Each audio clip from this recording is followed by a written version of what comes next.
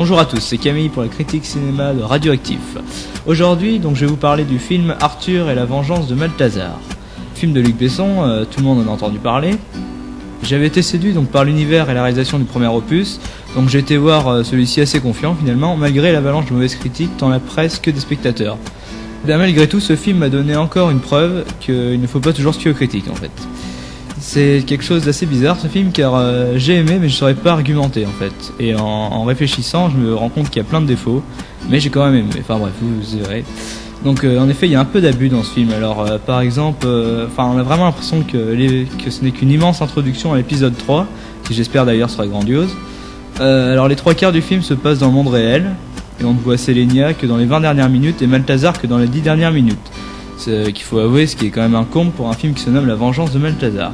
Donc ça laisse vraiment une drôle d'impression. Luc Besson s'initie à la technique scénaristique du flashback, jusqu'alors, sauf erreur de ma part, jamais utilisé dans ses films. Le problème c'est que les flashbacks couvrent 30 minutes du film à eux tout seuls, quoi. Alors il y a le flash du sacre d'Arthur en sorte de responsable écolo, le flash inutile de comment Sélénia s'était préparé à l'arrivée d'Arthur, flash de Malthazar sur comment j'ai survécu à la fin du 1, bref, autant de stéréotypes qui franchement ne sont pas très utiles.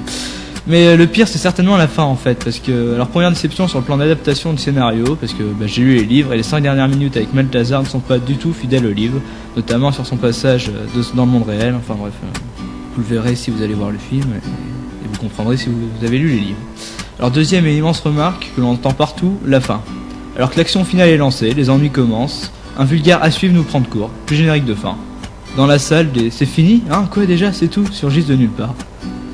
Faut reconnaître que c'est vrai que ça nous prend de court, mais c'est quand même pas mal, non? Alors, parce que malgré tout ça, je sais pas comment expliquer, j'ai bien aimé. Alors peut-être par des superbes images, encore plus belles que dans le premier opus qui déjà avait mis la barre bien haut, peut-être par le jeu d'acteurs, je sais pas, mais les images, l'humour, les péripéties ont fait que ce film m'a séduit presque autant que le premier. Donc je n'argumenterai pas plus sur ce côté positif, parce que je sais pas expliquer ce qui m'a fait aimer ce film, je sais pas, bref, c'est un film avec de nombreux défauts, peut-être un peu trop commercial, c'est Luc Besson en même temps, mais malgré tout je me suis bien amusé dans cette immense introduction au prochain épisode de plus d'1 heure et demie, ce qui fait que le DVD devrait trouver sagement sa place dans ma DVD Tech à côté du premier opus. Donc tant pis pour les défauts, et puis vivement le 3e épisode.